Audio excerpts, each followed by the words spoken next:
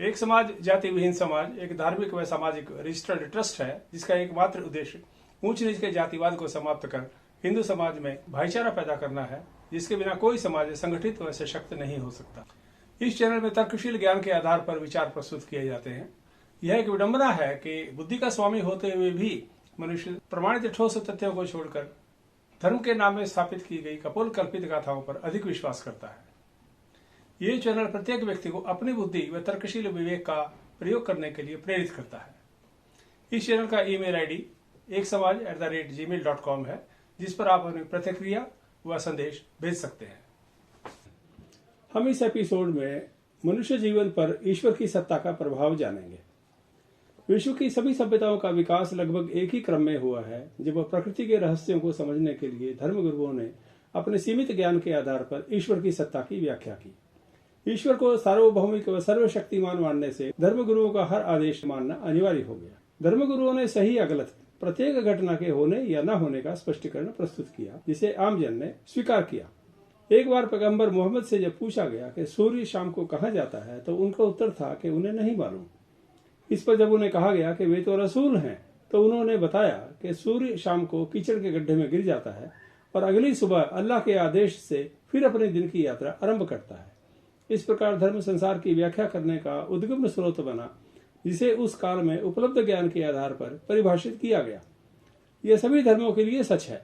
कोई प्रथा धार्मिक बन जाने से मनुष्य उसमें बदलाव करने में असमर्थ हो जाता है। संसार में ईश्वरीय आशीर्वाद के रूप में अच्छे दिनों की सांत्वना प्रदान करने का कार्य सभी धर्म दिन रात करते हैं, जो इसके अस्तित्व के लिए आवश्यक है। धर्म द्वारा ऐसा विश्वास स्थापित करने के लिए विधान तैयार किया जाता है और उसे धर्म ग्रंथों में अंकित कर ईश्वर के अपरिवर्तनीय विधान का छद्म तैयार किया जाता है। इस छद्म को समाप्त करना असंभव है, परंतु एक बुद्धिपरक मनुष्य के लिए इसका मूल तत्व समझना कठिन नहीं है। तर्क द्वारा विकसित ज्ञान ईश्वर और उसकी शक्तियां प्राप्त करने के उन दावों पर प्रश्न चिन्ह खड़े करता है जिनसे मनुष्य में अहंकार का जन्म होता है, परंतु अप्रमाणित विश्वास के आधार पर कुछ भी सिद्ध नहीं किया जा सकता। ईश्वर का अस्तित्व और अंतिम वास्तविकता ऐसे अनसुलझे प्रश्न हैं जिनका कोई तर्क संगत और संतोषजनक उत्तर मनुष्य के पास न उपलब्ध है और न कभी होगा। परंतु हमें यह मान लेना चाहिए कि कोई विश्वास कितना भी प्रबल क्यों न हो, सत्य जानने की कसौटी नहीं हो सकता। इसलिए धर्मगुरु स्थापित करते हैं कि ईश्वर को बुद्धि या तर्क द्वारा जांचा या जानना संभव नहीं। आस्था द्वारा पोषित धर्म व्यवस्था में कल्पना का बड़ा योगदान है, जिसकी प्रेरणा से धर्मगुरुओं ने ईश्वर को महान, विशाल, सर्वशक्तिमान, सर्वव्यापी, अंतर्यामी, ब्रह्मांड का रचयिता, संसार का पालक व संहारक तथा मनुष्यों समेत सभी जीवों के संपूर्ण वर्तमान व मृत्यु के बाद के जीवन का नियंता आदि के रूप में प्रतिष्ठित किया है। यही धर्म का संगठित व सुनियोजित सामाजिक स्वरूप आवश्यक हो जाता है। इसमें आस्था के प्रतीक धर्मगुरु इस विश्वास को सुदृढ़ करते हैं कि ईश्वर को प्रसन्न किया जा सकता है, उसे प्रसन्न करना आवश्यक है, उसे प्रसन्न करने से मनुष्य का उद्धार हो सकता है और ऐसा न करने पर उसे भयंकर परिणाम भोगने होंगे। इसके बाद केवल एक महत्वपूर्ण प्रश्न हल करना शेष रह जाता है कि ईश्वर को किस विधि से प्रसन्न किया जाए। सभी धर्मों में हजारों वर्षों से इस उद्देश्य के लिए अनगिनत विधियां स्थापित की गई हैं, परंतु मनुष्य को सांत्वना नहीं मिलती कि ईश्वर कैसे प्रसन्न होगा, क्योंकि आज तक एक भी मार्ग प्रमाणित नहीं हुआ है। अतः ईश्वर प्राप्ति के लिए नित्य नए प्रकरण खोजे जाते हैं। यह मान्यता एशिया के धर्मों में स्थापित हो गई है कि प्रभु को प्रसन्न करने के लिए स्वयं को तड़पाना या कष्ट पहुंचाना अनिवार्य है। मोक्ष या मुक्ति पाने की प्रबल धारणा कुछ समाजों में इतना प्रबल रूप धारण करती है कि मनुष्य अपने वर्तमान जीवन की खुशियां उसके लिए लुटाने को तैयार हो जाता है। वह परलोक के सुख की खोज में वर्तमान जीवन को तुच्छ समझता है। कुछ धर्मों में तो दुख उठाना अधिक धार्मिक होने की निशानी बन गई है, जैसे जैन धर्म में।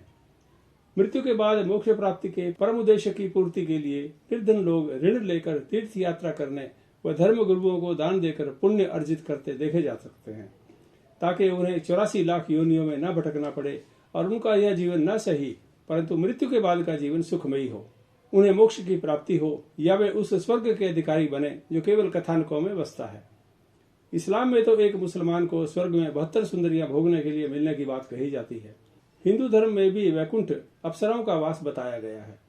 आदिकाल से सारी मनुष्य प्रजाति बड़ी गंभीरता से इस असंभव उपक्रम में जुटी है कि ईश्वर को खोज कर उसे प्रसन्न किया जाए और उसकी विशेष कृपा प्राप्त की जाए।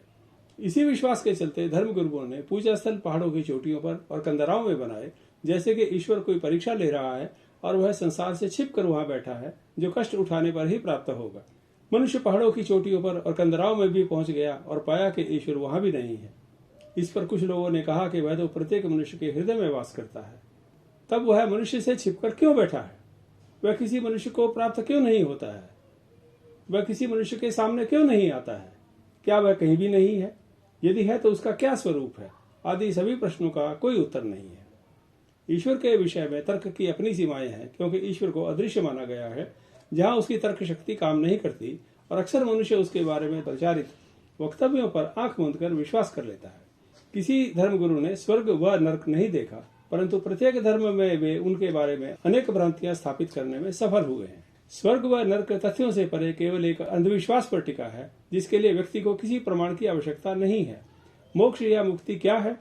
यह मनुष्य को दिग्भ्रमित करने का प्रयास है कि वह मृत्यु होने पर इस संसार के कष्टों से मुक्त हो जाएगा और उसे पुनर्जन्म या स्थायी स्वर्ग में वे सब सुख प्राप्त होंगे जो उसे इस जीवन में नहीं मिले हैं, बशर्ते वह इस जीवन में दान दक्षिणा देकर पुण्य कमाता रहे। इतनी दान दक्षिणा देने के बावजूद उस सर्वशक्तिमान व न्यायकारी प्रभु की इच्छा के रहते हम सब संसार में ऐसे धार्मिक लोगों के लिए कितने दुख, कष्ट व विपदाएं देखते हैं। हम देखते हैं कि ऐसे लोगों का भाग्य का सितारा चमकता है जो बिल्कुल भी उसके योग्य नहीं, और वह ऐसे भले मनुष्यों को कष्ट देता है जो किसी प्रकार से उसके हकदार नहीं। वह इस जन्म में निरपराध व्यक्तियों को जेल में डालने, अबोध बालकों की हत्या करने और असहाय बालिकाओं और महिलाओं पर अत्याचार करने की अनुमति देता है, जिसका न्याय वह शायद अगले जन्म में करेगा। धर्मगुरु ऐसे सब प्रश्नों के उत्तर किसी न किसी रूप में देते हैं। हिंदू धर्म में उनमें से अधिकांश उत्तर उनके पूर्व जन्मों के उत्तम व निकृष्ट कर्मों के फल से संबंधित होते हैं। कई धर्मों में उसे प्रभु की विशेष कृपा का पात्र बताया जाता है, जहाँ मनुष्य जन्म को विरला और ईश्वर की महती कृपा बताया गया है, जबकि विज्ञान द्वारा विकास क्रम सिद्ध करने के बाद मनुष्य प्रजाति बंदरों की संतान सिद्ध हो गई है। धर्म मनुष्य को मृत्यु के बाद मोक्ष या मुक्ति का मार्ग दिखाकर उसे वर्तमान जीवन को जैसा है वैसा स्वीकार करने की प्रेरणा देता है, ताकि वह विद्रोह न करे। वह धर्मगुरुओं द्वारा दिए गए सिद्धांत व स्पष्टीकरण चुपचाप स्वीकार कर ले। धर्म समाज में स्थायित्व का कारण भी बना है, ताकि समाज में हर समय एक विद्रोह या अनिश्चितता की स्थिति न बनी रहे।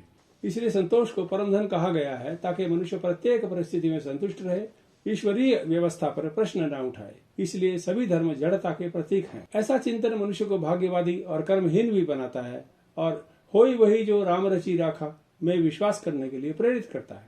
इन्हीं कारणों से सत्य को प्रमाणित करने की अपेक्षा धर्म ग्रंथों में स्थापित वर्णन को सच मानना उत्तम व श्रेष्ठ मार्ग बताया जाता है।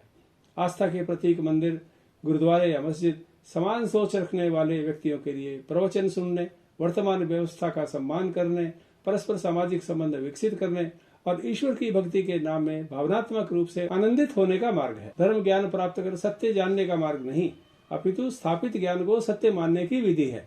धर्म मनुष्य की घातक रूढ़िवादिता, अंधविश्वास की शक्तियों से लड़ने में सहायता नहीं, अपितु उनका समर्थन करता है।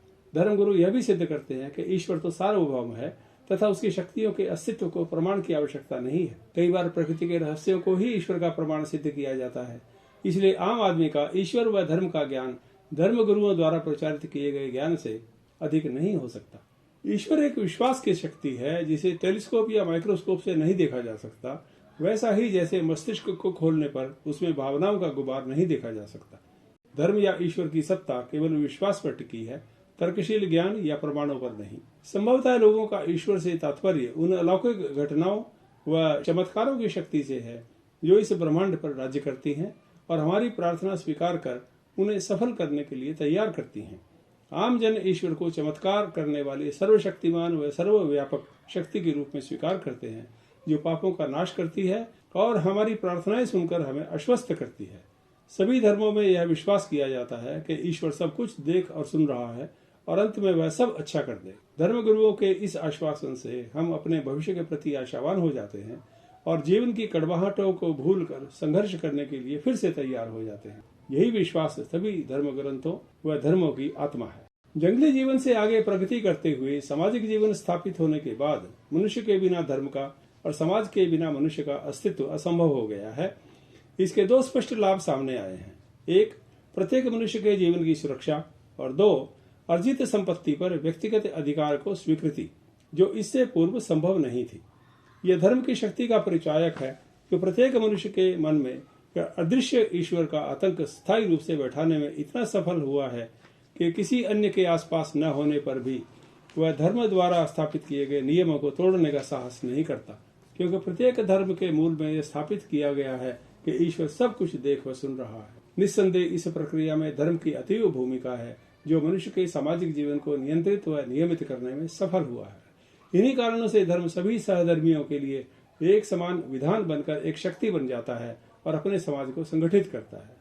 आदिम काल में मनुष्य अपने समाज की सामूहिक शक्ति के बल पर आक्रमण करने वाले बाहरी हिंसक कबीलों का साहस से न केवल सामना कर सकता था, अपितु सुदूर क्षेत्रों में जाकर अन्य कबीलों पर अपना वर्चस्व भी स्थापित कर सकता था। इसे अक्सर धर्म की विजय का नाम दिया गया। आधुनिक काल से पूर्व सभी युद्ध धर्म के नाम पर लड़े जाते थे, जबकि वे सभी युद्ध उन शासकों की महत्वाकांक्षाओं का परिणाम थे। निस्संदेह धर्मगुरुओं के उपदेश आस्था बनकर मनुष्य की इच्छाओं, भय, आशाओं व उसके व्यवहार में दिखाई देते हैं। इतिहास गवाह है कि धर्मगुरु इन विश्वासों के माध्यम से अन्य समाजों के प्रति अलगाव को घृणा में बदलकर उनकी हत्या करने के लिए उकसा सकते हैं। इस्लाम इस प्रवृत्ति का जीता जागता सबूत है, जिसमें विश्वास किया जाता है कि अल्लाह ने कुरान को पृथ्वी पर अवतरित किया है। यद्यपि कुरान की बहुत सी आयतें बाइबल से ली गई हैं। बाइबल में भी विधर्मियों की हत्या करने के संदर्भ भरे पड़े हैं। इसलिए यदि कल इस विश्व का अंत हो जाए तो ये इसका भाग्य नहीं, अपितु धर्म ग्रंथों में लिखे गए ईश्वर, पुण्य, पाप और स्वर्ग नर्क प्राप्त करने जैसे उपदेशों के कारण हो सकता है कि अगला विश्व युद्ध संसाधनों के लिए नहीं, अपितु धर्मांधता के टकराव से पैदा हो। धर्मगुरु मनुष्य प्रजाति को जोड़ने की अपेक्षा उनमें परस्पर घृणा फैलाने के कारक अधिक बने हैं। हिंदुओं की जाति व्यवस्था ऐसा ही एक प्रपंच है जिसमें व्यक्ति पशुओं की तो पूजा करते हैं, परंतु कुछ मनुष्यों को व्यवसाय की शुद्धि के आधार पर समान मनुष्य नहीं मानते और उनसे घृणा करते हैं। यदि हम यह स्वीकार कर लें कि धर्म का राजनीति से कोई संबंध नहीं और कि धर्म का दायित्व केवल ईश्वर से संवाद स्थापित करना है, तो विश्व में शांति स्थापित करना दुर्गम नहीं होगा। आधुनिक समय में भी वैज्ञानिक व वैचारिक प्रगति के बावजूद मनुष्य आज भी ऐसे धर्म ग्रंथों द्वारा फैलाई जा रही धर्मांधता, घृणा, झूठी उम्मीदों, अंधविश्वासों और अनैतिक आदेशों को स्वीकार करने का खामियाजा भुगत रहा है।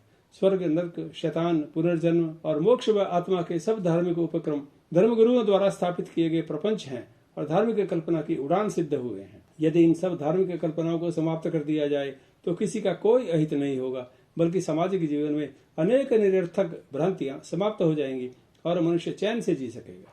धर्म के नाम पर विकसित की गई इन विभाजनकारी दीवारों का मूल समझना अनिवार्य है, ताकि एक शुद्ध सार्वभौमिक धर्म विश्व पटल पर दिखाई दे। हमारी चर्चा में यह सामने आया है कि धर्म व्यवस्था को मनुष्य के सामाजिक, राजनीतिक व आर्थिक जीवन को नियंत्रित व नियमित करने के लिए एक प्रणाली के रूप में विकसित किया गया है। इसमें ईश्वर में अंध आस्था महत्वपूर्ण है, क्योंकि आम जन अपनी बुद्धि का प्रयोग कर तर्कशील बनने में असमर्थ है। हम अगले वीडियो में धर्म व्यवस्था में धर्मगुरु, धर्म ग्रंथ व ईश्वरीय न्याय की विस्तार से चर्चा करेंगे। धन्यवाद।